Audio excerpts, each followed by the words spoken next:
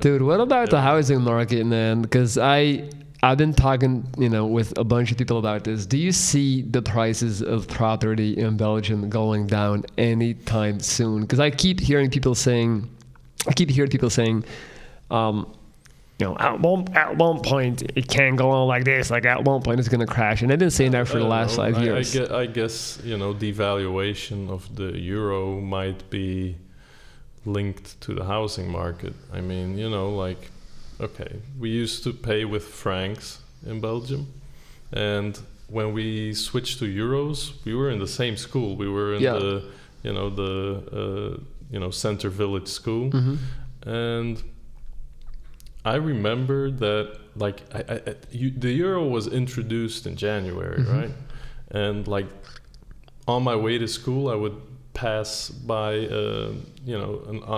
vending automat for getting a little can of Coke for bringing it to school, and I would pass there and I would put 20 francs in the automat, and a drink comes out, and New Year passed, the euro was introduced, and those 20 francs, which is an equivalent of 50 euro cents, suddenly the same drink cost €1. Dude, I remember that. They jacked up the prices so much with the euro. And you can believe that the wages didn't get jacked up. It's crazy.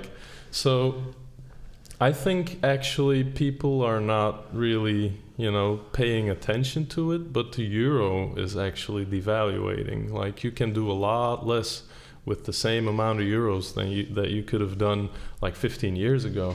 And the housing market, I don't know if it's because of the housing market or if the housing market is a symptom of this. I'm not too sure about that, but it could go on for a very long time. There's no sense in saying it can go on like this. I don't believe that. I think it could go on. Also depends on how the COVID situation turns out. That could impact it too. I mean, the way I look at it is Belgium is tiny, right? We have a ton of people. Belgians are traditionally very hardworking people, constantly making money, saving money, or very good at saving money and obtaining wealth. And there's only X amount of space available, right? But the population keeps growing. So that's just, for me, simple math, right? Why would the price ever go down when you have at least 10 people, being interested in wanting to buy every single house, every single plot? Why would that happen? And all those, our parents, boy, did they get the short end of the stick. All they did was basically work their ass off.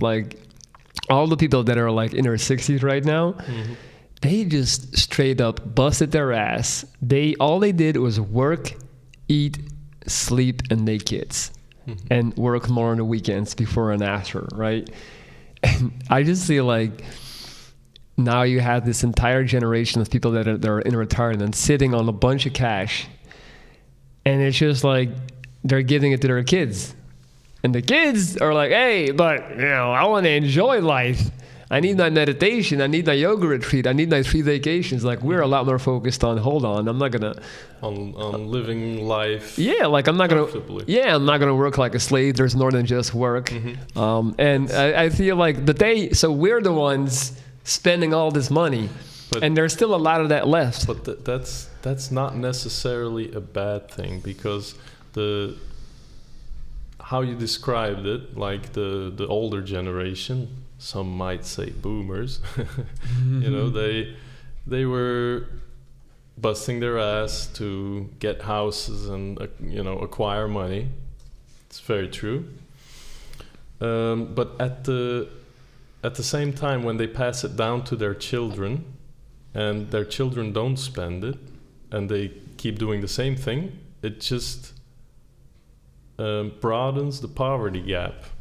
It makes some people who are, unlucky in life a lot poorer, and some people who got a lot handed to them from their family a lot richer. So, the people who are, actually you should think of it this way. I think like the parents worked for their children to have a good future, and the children should have their good future. And the money they spent that their parents earned is going back into the economy. Right. That's kind of how I see it. If those children would keep doing the same thing, it would just make everyone a lot poorer except for a couple.